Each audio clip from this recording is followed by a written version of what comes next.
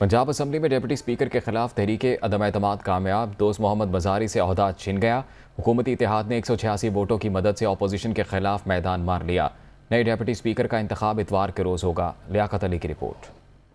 अदम एतमाद की तहरीक पर राय शुमारी के लिए तहरीक इंसाफ और काफ लीग के अरकान ने ऐवान में करारदाद पेश की, जिसे मुत्तफिका तौर पर मंजूर कर लिया गया। अदम एतमाद की तहरीक पर खुफिया वोटिंग शुरू हुई। डिप्टी स्पीकर के खिलाफ अदम एतमाद की तहरीक में PTI 186 का हदफ पूरा करने में कामयाब रही। डिप्टी स्पीकर दोस्त मोहम्मद मज़ारी के खिलाफ तहरीक अदम एतमाद कामयाब हो गई। दोस्त मोहम्मद मज़ारी डिप्टी स्पीकर के ओहदे से फारिग हो गए और डिप्टी स्पीकर का ओहदा खाली हो गया। इस करारदाद के हक में 186 वोट कास्ट हुए। इस करारदाद के खिलाफ कोई वोट कास्ट नहीं हुए।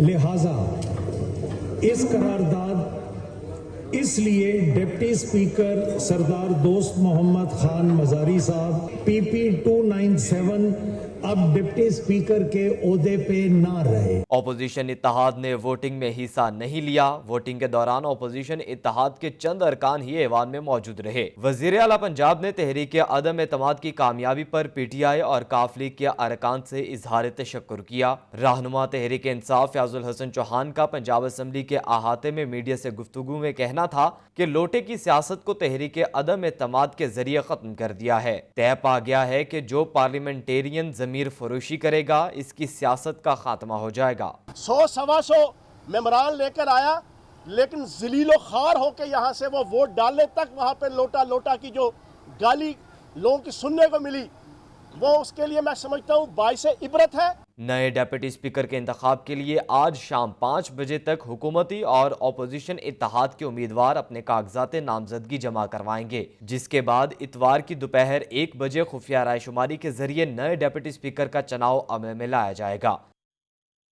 पंजाब की वजारत आला के बाद PTI और काफ लीग पंजाब असम्बली की स्पीकर की नशिस्त पर भी कामयाब हो गई। सब्तैन खान पंजाब असम्बली के नए स्पीकर मुंतखब हो गए। मजीद जानिए इस रिपोर्ट में। पंजाब असम्बली का इजलास panel of chairman Nawabzada Waseem Khan Badozai की जेर सदारत हुआ। स्पीकर पंजाब असम्बली के इंतखाब में तहरीक इंसाफ और काफली के मुश्तरका उम्मीदवार सब्तैन खान 185 वोट लेकर कामयाब करार पाए। नून लीग के सैफुल मुल्क खोखर 175 वोट हासिल कर सके। 4 वोट मुस्तरद कर दिए गए। नून लीग की जानिब से खलील ताहिर संधू और अली हैदर गिलानी, जबकि PTI की जानिब से मियां असलम इकबाल और डॉक्टर मुराद रास पोलिंग एजेंट थे। वजीर आला पंजाब चौधरी परवेज लाही और साबिक वजीर आला हमजा शाहबाज ने भी वोट कास्ट किया। ऐवान में डिप्टी स्पीकर दोस्त मज़ारी को वोट के लिए पुकारने पर लोटा लोटा के नारे लग गए। दोस्त मज़ारी ने नारों के शोर में वोट कास्ट किया, जिस पर मुस्लिम लीग नून के अरकान ने स्पीकर डाइस के सामने एहतजाज किया। पैनल ऑफ चेयरमैन ने अरकान असेंबली को अपनी अपनी नशिस्त पर बैठने की हिदायत की। सेक्रेटरी असेंबली की जानिब से चौधरी निसार अली खान का नाम दोबारा पुकारा गया। चौधरी निसार अली हस्ब साबिक ऐवान से गैर हाजिर रहे। लीगी रुकन असेंबली राना मशहूद की पंजाब असेंबली के स्टाफ के साथ अलकलामिया ने असेंबली स्टाफ से बैलेट पेपर छीन लिया। अपोजिशन के उम्मीदवार सैफुल मुल्क खोखर ने एहतजाज करते हुए पर्ची जारी करने वाले एजेंट का रजिस्टर छीन कर फेंक दिया। पैनल ऑफ चेयरमैन ने सिक्योरिटी ऐवान के अंदर बुला ली। पोलिंग कमल 5 मिनट रुकने के बाद दोबारा शुरू हुआ। Panel of chairman Waseem Khan Badozai ने नताइज का ऐलान किया और सब्तैन खान को कामयाब करार दिया। पैनल ऑफ चेयरमैन ने नौमुंतखब स्पीकर सब्तैन खान से हलफ भी ले लिया। रहनुमा मुस्लिम लीग नून राना मशहूद ने कहा है कि स्पीकर के इंतखाब में खुलेआम आइन और कानून की धज्जियां उड़ाई गईं। तमाम बैलेट पेपर्स पर नंबर लगे हुए थे। हाई कोर्ट जा रहे हैं। स्पीकर का इलेक्शन कलअदम करार देकर दोबारा इंतखाब कराया जाए, वो मीडिया से गुफ्तगू कर रहे थे। अब की आवाम के साथ फिर एक धोखा किया गया। स्पीकर का इलेक्शन था, तो चूंकि हमारे मुखालिफिन फ्रॉड पर यकीन रखते हैं, जो बैलेट पेपर थे उन बैलेट पेपर्स के ऊपर नंबर लगाए हुए थे। कानून और आइन इस बात को यकीनी बनाता है कि बैलेट खुफिया हो। जो नंबर लगा था, हमने वो तमाम तफसीलें लेके हम हाई कोर्ट में जा रहे हैं। हमारा मुतालबा है कि खोलें हाई कोर्ट।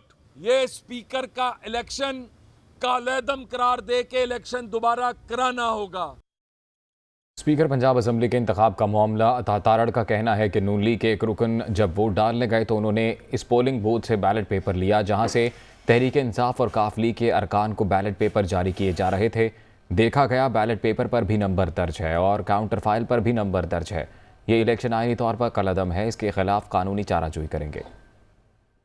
हमारे एक रुकन ने ये बात उठाई कि वो जब वोट डालने गए तो जो पीटीआई के अरकान और काफली के अरकान को बैलेट पेपर जारी किए जा रहे थे, उस बूथ से उन्होंने बैलेट पेपर जारी करवाया तो देखा कि बैलेट पेपर के ऊपर भी नंबर दर्ज और काउंटर फॉइल पे भी नंबर दर्ज।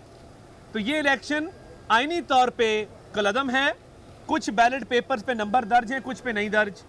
वो पीपी वाइज तरतीबवार बैलेट पेपर तैयार किए गए हैं और ये जो भी कानूनी चाराजोई करनी हुई करेंगे।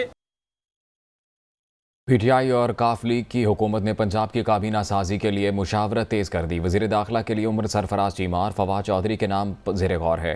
पंजाब काबीना से मुतल्लिक अहम वजारतों पर मुशावरत जारी है। राजा बशारत को दोबारा वज़ीर कानून बनाए जाने का इम्कान है। चौधरी ज़हीरुद्दीन को प्रोसिक्यूशन का पोर्टफोलियो मिलने की तवक्को है। हाशिम जमा बख्त को फिर काबीना में शामिल करने का इम्कान है। ख़जाना का कलमदान मिलेगा। उस्मान बुज़दार काबीना के बेशतर अरकान नई काबीना में भी शामिल होंगे। ज़िमनी इंतखाबात में कामयाब अरकान को भी हिस्सा बनाया जा सकता है। वज़ीर-ए-आज़म शहबाज शरीफ ने कहा है कि बरतानवी इदारे फाइनेंशियल टाइम्स की रिपोर्ट ने पीटीआई की फ़ॉरेन फंडिंग और गैर कानूनी भारी रकूम की तरसील के हक़ाइक़ बेनकाब कर दिए हैं। इमरान खान में हिम्मत है तो हत्के इज़्ज़त का मुकदमा दायर करें।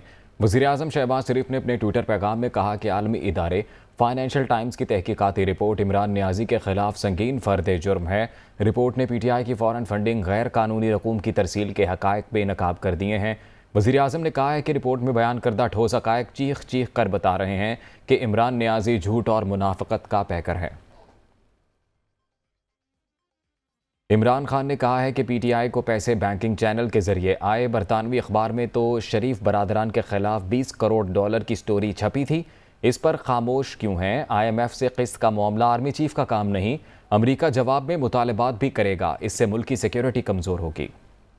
तहरीक इंसाफ ने पॉलिटिकल फंड रेजिंग की, पैसे बैंकिंग चैनल के जरिए आए। चेयरमैन पीटीआई इमरान खान का बरतानवी अखबार की रिपोर्ट पर रद्द अमल। एक इंटरव्यू में इमरान खान ने कहा, आरिफ नकवी ने 2012 में लंदन और दुबई में पीटीआई के लिए 2 फंड रेजिंग डिनर का एहतमाम किया। हुकूमती इत्तेहाद के लोग फाइनेंशियल टाइम्स की रिपोर्ट पर खुश हो रहे हैं। इसी जरीदे में शरीफ बरादरान की 20 करोड़ डॉलर की स्टोरी छपी थी और कहा था शरीफ बरादरान को रिश्वत दी गई। बताएं इस पर क्यों खामोश है? इमरान खान ने कहा कि पीटीआई के पास 40,000 डोनर्स का डेटा मौजूद है। Election commission, Tehreek Insaf, नवाजदीक, peoples party के केसेस का इकट्ठे फैसला सुना, लेकिन दरख्वास्त का फायदा नहीं क्योंकि चीफ इलेक्शन कमिश्नर जानिबदार हैं। साबिक वजीर आजम का कहना था कि जब उन्होंने कहा मईशत नीचे गई तो नेशनल सिक्योरिटी का मसला पैदा होगा, तो कहा गया आर्टिकल 6 लगाया जाए। अगर आर्मी चीफ फोन कर रहे हैं कि IMF के जरिए मदद करें तो मतलब हम कमजोर होते जा रहे हैं। ये आर्मी चीफ का काम नहीं। अगर अमरीका मदद करेगा तो क्या वो मुतालबात नहीं करेगा? खदशा है हमारे मुल्क की सिक्योरिटी और पाकिस्तान कमजोर होगा। इमरान खान ने कहा पीटीआई की हुकूमत में डॉलर 178 रुपए था, आज डॉलर किधर जा रहा है? कौन जिम्मेदार है? इस तरह मुल्क नहीं चल सकता। मसले का हल इलेक्शन है। शफाफ इंतखाबात हुए तो रजीम चेंज रिवर्स होगा।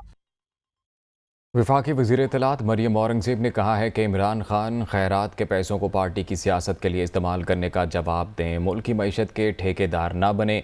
इमरान खान के बयान पर रद्द-ए-अमल में मरियम औरंगज़ेब ने कहा है कि पाकिस्तान के लिए सबसे बड़ा ख़तरा इमरान खान और उनकी लाई हुई फ़ॉरेन फंडिंग है। अमेरिका से फ़ॉरेन फंडिंग लेने वाला मुल्क की सिक्योरिटी का ठेकेदार न बने। मरियम औरंगज़ेब ने मज़ीद कहा कि इमरान खान ने 2011 से फ़ॉरेन फंडर्स के मुतालबात पूरे किए, इक़्तिदार में रहकर मुल्क को कमज़ोर किया, कश्मीर का सौदा किया और फ़ॉरेन फंडर्स को खुश किया। 4 साल तक जिसको दुनिया में किसी ने मुँह ना लगाया, कॉल तक ना उठाई, उसके मुँह से ये बातें अच्छी नहीं लगती।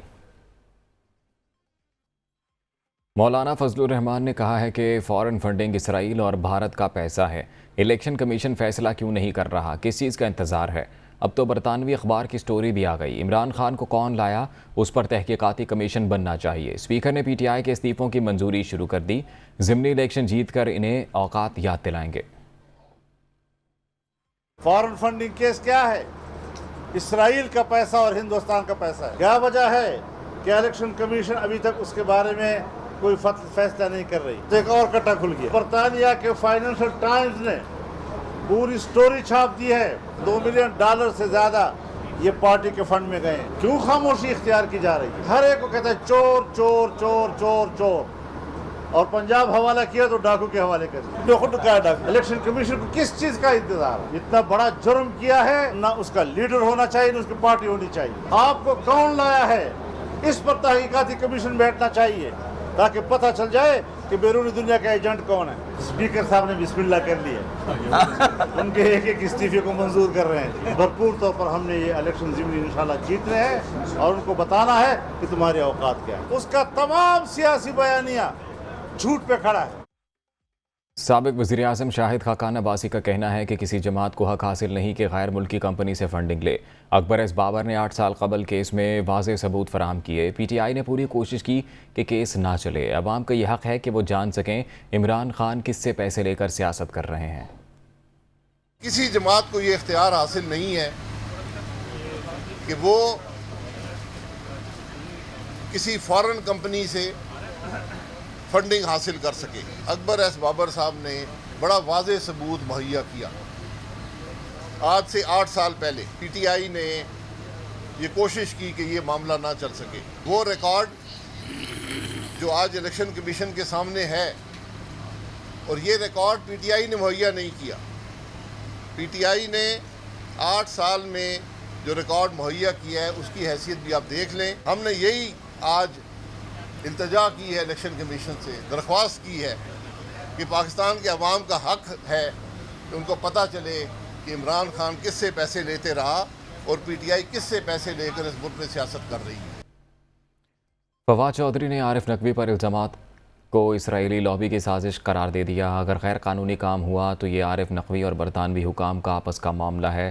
तहरीक इंसाफ के रहनुमा फवाद चौधरी ने अपने रद्द-ए-अमल में कहा कि आरिफ नकवी ने इलेक्शन कमीशन में जमा कराए बयान हल्फी में फंडिंग को कानूनी करार दे दिया था। ऐसा ही बयान हल्फी तहरीक इंसाफ को भी जमा कराया था। अपने लोगों को विलन बनाकर पेश ना करें। जब कोई पाकिस्तानी मुसलमान आगे आता है तो इसराइली लॉबी को पसंद नहीं आता। ऐसे ही इल्ज़ामात लगाकर पाकिस्तानी इदारे BCCI को बंद किया गया था।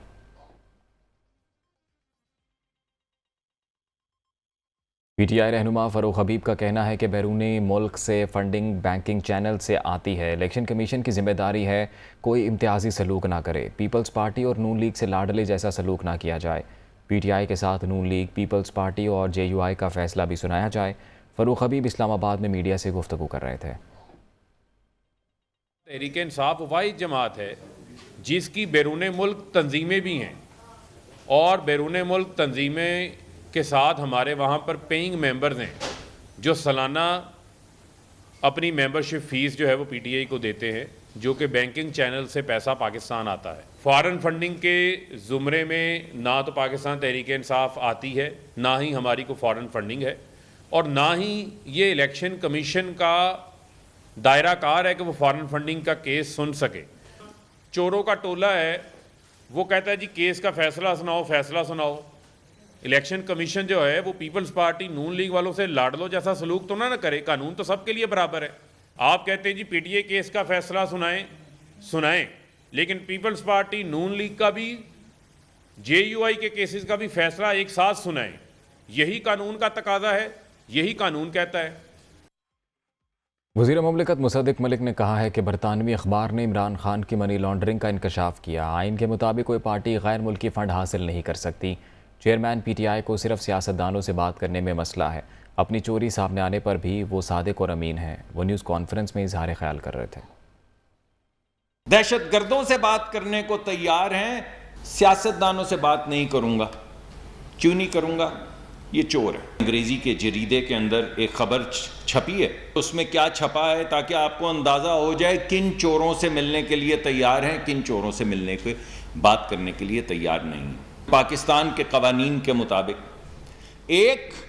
अगर आपने पाकिस्तान में सियासत करनी है, अगर आप फॉरेन कंपनी से पैसा लेंगे, ना सिर्फ वो इल्लीगल होगा बल्कि आपकी पार्टी को हतमी तौर पे खत्म पाकिस्तानी कवानीन के मुताबिक कर दिया जाएगा। आरिफ नकवी साहब की एक कंपनी थी अबराज कैपिटल, ये फंड मैनेजमेंट कंपनी थी। इसमें तमाम मुख्तलिफ ममालिक का पैसा था। इस वक्त जेल में है इंग्लिस्तान में कि इनके कुछ इंटरेस्ट थे पाकिस्तान में। इस वजह से वो पाकिस्तानी सियासी जमात को, PTI को और इमरान खान साहब को पीटीआई के लिए फंडिंग भेजना चाहते थे ना। उन्होंने ऑक्सफोर्ड शायर में एक क्रिकेट क्लब बनाया और अखबार में लिखा है जिसका मकसद था पीना पिलाना और क्रिकेट खेलना। ये खेलने की आड़ में वो जो एक उन्होंने स्टेज सजाई जिसके लिए बाकायदा एक क्लब बनाया गया, जिसके लिए बाकायदा कई एकड़ पे मुहित एक क्रिकेट ग्राउंड बनाई गई जहां पे पाकिस्तान का ठट्ठा लगाने के लिए क्रिकेट टीमें बनाई गईं और $1.2 मिलियन जो हैं वो पीटीआई के अकाउंट में उस क्लब के जरिए वूटॉन क्रिकेट क्लब के जरिए वूटॉन T20 जहां पे हो रहा था वहां से वो पैसे पाकिस्तान मुंतकिल किए गए पीटीआई के लिए। अब कानून कहता है कि आप किसी गैर मुल्की कंपनी से पैसे नहीं ले सकते। गैर मुल्की लीडरशिप से भी पैसे लेकर पाकिस्तान भेज देना और फिर भी सादिक और अमीन रहना। वाह, क्या 8 साल से ये चोरियां पकड़ी हुई हैं, ये तमाम डेटा दिया हुआ है, अभी तक कोई नवीद नहीं आई इंसाफ की। तो ये जो मैंने आपको तमाम चोरियों की दास्तान सुनाई है, तो इसके बाद तो वो अपने आप से भी गुफ्तगू नहीं कर पाएंगे, अवाम से कैसे करेंगे? क्योंकि वो तो किसी चोर से गुफ्तगू ही नहीं करना चाहते। वज़ीर इत्तलात सिंध शर्जील मेमन का कहना है कि इमरान खान में अखलाकी जुर्रत है तो फाइनेंशियल टाइम्स की रिपोर्ट के खिलाफ केस दायर करें। वज़ीर आज़म इस मामले की तहकीकात के लिए JIT बनाएं। इमरान खान को गिरफ्तार करके नाम ECL में डाला जाए। इलेक्शन कमीशन बगैर खौफ फौरन फंडिंग केस का फैसला सुनाए। शर्जील मेमन कराची में मीडिया से गुफ्तगू कर रहे थे। इमरान नियाजी फौरी तौर पर की जुर्रत है तो फाइनेंशियल टाइम की इस खबर के खिलाफ बरतानिया में जाके केस दाखिल करो। इस रिपोर्ट के मुताबिक जालसाजी के ज़रिए, धोखाधड़ी के ज़रिए, चीटिंग के ज़रिए पैसे PTI के अकाउंट्स में आते गए। मैं फेडरल गवर्नमेंट से ये मुतालबा करूँगा कि फॉरेन फंडिंग की जितनी रिपोर्ट्स इस वक्त आ रही हैं फौरी तौर पर इमरान खान का नाम एग्जिट कंट्रोल लिस्ट में डाला जाए। इन फॉरेन फंडिंग की, मनी लॉन्ड्रिंग की, इन क्रिमिनल ऑफेंसेस की JIT इंक्वायरी करे और जल्द अज जल्द उसको टाइम फ्रेम दिया जाए। अपील करते हैं इलेक्शन कमीशन ऑफ पाकिस्तान से कि बगैर किसी खौफ के फॉरेन फंडिंग केस का फैसला सुनाया जाए। लीगी रहनुमा तलाल चौधरी ने कहा है कि बरतानवी अखबार की स्टोरी फॉरेन फंडिंग नहीं तो क्या है, ये इम्पोर्टेड फंडिंग है जिस पैसे से धरने दिए गए। इमरान खान उसे चैलेंज क्यों नहीं कर रहे? क्योंकि पूरी दाल ही काली है। आप इंटरनेशनल करप्ट हैं, बरतानिया में आपके साथ लाडले वाला सलूक नहीं होगा। वो लाडला जिसको सिर्फ दूध नहीं पिलाया जाता, जिसके पैम्पर नहीं बदले जाते, बल्कि उसके लिए फैसले और उसके लिए इंसाफ के भी खास मेयार हैं। 8 साल 4 चीफ इलेक्शन कमिश्नर, लेकिन आज तक फैसला नहीं हुआ। फाइनेंशियल टाइम्स में स्टोरी आई है, ये फॉरेन फंडिंग नहीं तो और क्या है। इसे इंपोर्टेड फंडिंग भी कहा जा सकता है। ये वो इंपोर्टेड फंडिंग और इंपोर्टेड डॉलर्स हैं जिन्होंने पाकिस्तान की सियासत में मुदाखलत की। जिस पैसे से आपने धरने दिए बरतानिया या अमेरिका या मगरबी दुनिया में, आप लाडले वाला आपके साथ सलूक नहीं होगा। आप क्यों नहीं इसको चैलेंज कर रहे? क्योंकि दाल में काला नहीं है, पूरी दाल ही काली है। अवामी मुस्लिम लीग के सरबराह शेख रशीद का कहना है कि ज़िमनी इलेक्शन की बजाय नए इंतखाबात पर मामला तय पा गए हैं। कौम अक्टूबर में इलेक्शन की तारीख नए इलेक्शन कमीशन और निगरान हुकूमत का फैसला सुन लेगी। शेख रशीद का कहना है कि करंतना वाले भी इलेक्शन पर मान गए, सिर्फ फजलुर रहमान रह गए हैं।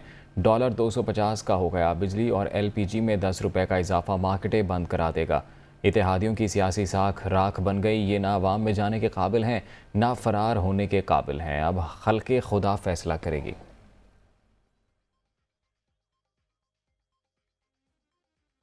वज़ीर आला खैबर पख्तूनख्वा महमूद खान का कहना है कि पंजाब के अवाम ने नून लीग को मुस्तरद कर दिया। ये दोबारा किस मुँह से अवाम में जाएंगे? इम्पोर्टेड और सेलेक्टेड हुकूमत को हर हाल में घर भेजना है। PTI 2/3 अक्सरियत से दोबारा आएगी।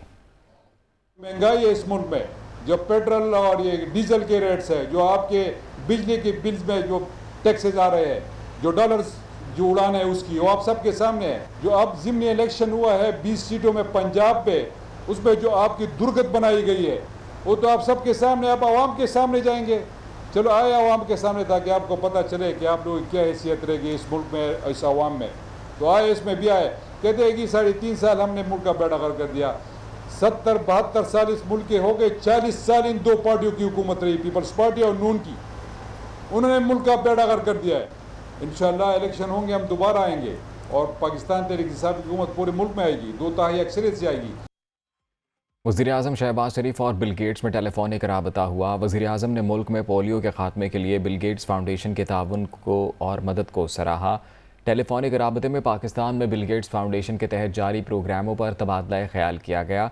वज़ीर-ए-आज़म ने पाकिस्तान में पोलियो केसेस की तादाद में हालिया इजाफे पर गहरी तशवीश का इजहार किया।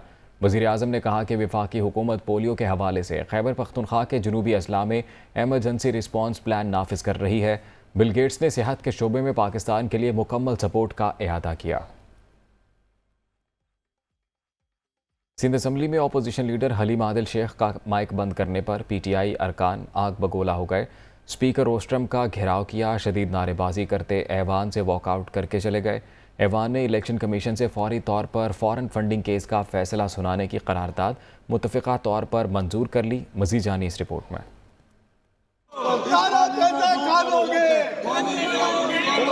सिंध असेंबली इजलास अपोजिशन लीडर हलीम आदिल शेख सिंध हुकूमत पर खूब गर्जे बरसे। कायम मकाम स्पीकर ने माइक बंद किया तो PTI अरकान सीखपा हो गए। स्पीकर रोस्ट्रम का घेराव कर लिया, नारेबाजी की और इजलास से चले गए। हालत देखिए पूरे शहर की क्या हो रही है और कोई बात नहीं होगी। ये बताएं कि कराची शहर के मसाइल कब हल होंगे। अपोजिशन लीडर ने अपने खिलाफ कत्ल की साजिश का इल्जाम आयद किया तो सूबाई वज़रा ने भी खरी खरी सुना डाली। इस वक्त ये मेरी आवाज बंद नहीं कर सके हैं, ये मुझे कत्ल कराने की साजिश कर रहे हैं। ये कातिल पार्टी है। इन्होंने अपने मिनिस्टर को सिस्टम के जरिए करना चाहते हैं। आप अपनी बात बंद करना चाहते हैं। लोगों की जमीनें वापस कर दो। आप बात करते हो गलत एंट्रियों की, तबाही करके जमीनों पर कब्जे करके आज बोलते हैं कि ये चीजें हैं। हम बिजनेस को आगे ले लेते हैं। करें जमीनें, केसों से बचे, जमीनें वापस करें। क्यों गरीब लोगों की जमीनों पर कब्जे करके बैठा हुआ है?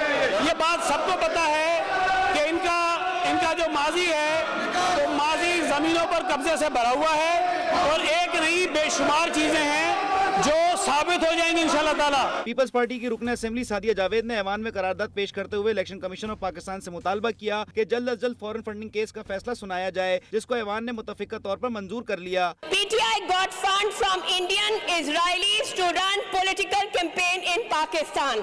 As per the laws of Pakistan, fund received from foreign government, multinationals, corporates are deemed as foreign funding. PTI की जो फॉरेन फंडिंग की तफसीलात अब तक सामने आई हैं, बाकियों को छोड़ दीजिए। इसराइलियों ने पैसे दिए हैं, भारतीयों ने पैसे दिए हैं। अब मुझे बताइए कि भारतीय और इसराइली किसी पाकिस्तान की सियासी जमात को सवाब कमाने के लिए पैसे देंगे? बेतहाशा पैसा आया है, अरबों रुपए का पैसा आया है। ऐवान में GDA रुकन शहरियार मेहर ने फॉरेन फंडिंग केस से मुतालिक करारदाद की मुखालफत की। महकमा ट्रांसपोर्ट के सवालात और जवाबात के दौरान सूबाई वजीर शर्जील इनाम मेमन का कहना था कि ऑरेंज लाइन मंसूबे पर 99% काम मुकम्मल हो चुका है। अगस्त में ऑरेंज लाइन भी खोल दी जाएगी। 3 सालों के बाद ये दोनों मंसूबे सिंध हुकूमत खुद चलाएगी। इजलास पीर तक के लिए मुलतवी कर दिया गया। बलूचिस्तान के मुशीर दाखिला ज़िया लागू का कहना है हुकूमत मिसिंग पर्सनस के लवाहिकीन के साथ है, मगर रियासती और आवाम के लिए मज़ीद मुश्किलात पैदा ना की जाएँ। लापता अफराद की तादाद बढ़ा चढ़ा कर पेश की जा रही है। रिकॉर्ड के मुताबिक कुछ लोग मुल्क से बाहर हैं। एक हमारे कर्नल साहब, कर्नल लेक साहब अपने रिश्तेदारों के साथ ज़ियारत गए थे। वहाँ से आते हुए फैमिलीज़ उनका जो है हम बेहद एहतराम करते हैं। उनको सामने उठाकर उनकी लाश मिली तो ज़ाहिर है रियासत अब ज़रूर एक इस तरह वाक़या पर एक्शन में आएगी और कार्रवाई भी करेगी। तो उस कार्रवाई में कुछ लोग मारे गए, मिसिंग पर्सन के लोग आगे कि भाई कुछ लोग हमारे भी इनमें हैं जो लापता अफराद थे वो मारे गए हैं। तो हमने कहा हमारे रिकॉर्ड में भी ऐसे कि आपके लापता अफराद में कुछ लोग बाहर के ममालिक में हैं, लेकिन ये हजरात अभी तक रेड जोन बलूचिस्तान का है जहाँ बलूचिस्तान के जो है सारे सरकारी मामलात होते हैं, लोगों का आना जाना होता है, रोड ब्लॉक है और जब पुलिस वाले जाते हैं पुलिस वालों पर पथराव करते हैं एक पुलिस लेकर जख्मी भी हो चुकी है। अभी जो है रियासत की भी एक बर्दाश्त की हद होती है हमारे अंदर। ये बिल्कुल मिसिंग पर्सन के साथ लवाकिन के साथ है, उनके लिए हमने बहुत कोशिशें की हैं। आइंदा भी हम कोशिशें करेंगे कि उनके लोग अल्लाह करे बाजियाब हो जाए और हम उनको कामयाब करें, लेकिन वो इस अजियत में मज़ीद जो है अपनी हुकूमत को और आवाम को जो है इम्तिहान में ना डालें। पाकिस्तान में मुहर्रम उल हराम का चांद नज़र नहीं आया। यकुम मुहर्रम इतवार और यौम आशूर 9 अगस्त को होगा। मुहर्रम उल हराम का चांद देखने के लिए मरकज़ी रुयत हिलाल कमेटी का इजलास कोयटा में हुआ। सदारत चेयरमैन रुयत हिलाल कमेटी मौलाना अब्दुल खबीर आज़ाद ने की। इजलास के बाद मौलाना अब्दुल खबीर आज़ाद ने प्रेस कॉन्फ्रेंस में कहा कि मुल्क के किसी हिस्से से चांद नज़र आने की शहादत मौसूल नहीं हुई। यौम आशूर 9 अगस्त बरोज़ मंगल होगा। उन्होंने कहा कि मुहर्रम उल हराम एक मुक़द्दस महीना है। मौजूदा हालात में कौम के अंदर वहदत पैदा करने की ज़रूरत है। खबरों का सिलसिला आगे बढ़ाते हुए आपको बताएं कि भारतीय नाज़िमुल अमूर की दफ्तर खारिजा तलबी हुर्रियत रहनुमा यासिन मलिक की जेल में खराबी सेहत पर पाकिस्तान का शदीद एहतजाज। पाकिस्तान ने यासिन मलिक की सज़ा ख़त्म करने का मुतालबा किया है। तर्जुमान दफ्तर खारिजा के मुताबिक हुर्रियत रहनुमा यासिन मलिक की जेल में खराबी सेहत पर पाकिस्तान ने भारतीय नाज़िमुल अमूर को एहतजाजी मुरासला थमाया। यासिन मलिक की अहलिया की जानिब से भारतीय वज़ीर आज़म के नाम ख़त में लिखा गया। ख़त में यासिन मलिक की रिहाई का मुतालबा किया गया। पाकिस्तान ने मुतालबा किया है भारतीय हुकूमत यासिन मलिक पर लगाए गए झूठे इल्ज़ामात वापस ले और उनकी सज़ा ख़त्म करे। म्यो अस्पताल लाहौर में डेंगू का एक मरीज़ ज़िंदगी की बाजी हार गया। शान नामी मरीज़ म्यो अस्पताल में ज़ेरे इलाज था। डेंगू बुखार की तशख़ीस होने पर शान का म्यो अस्पताल में इलाज मुआलजा जारी था। डॉक्टर्स ने हरकत क़ल्ब बंद होने को मौत की वजह करार दिया है। शहर में डेंगू से हलाकतों की तादाद 3 हो गई है। अब तक 128 कन्फर्म मरीज़ रिपोर्ट हो चुके हैं।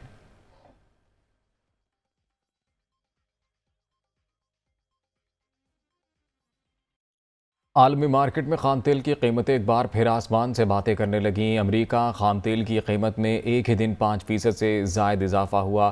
गैर मुल्की खबरसां एजेंसी की रिपोर्ट के मुताबिक आलमी मंडी में अमरीकी खाम तेल की कीमत 5.1% इजाफे के साथ $101 फ़ी बैरल से तजावुज़ कर गई, जबकि बरतानवी खाम तेल की कीमत में 3.1% इजाफा देखने में आया। आलमी मंडी में बरतानवी खाम तेल $110.43 फ़ी बैरल में फ़रोख्त हो रहा है।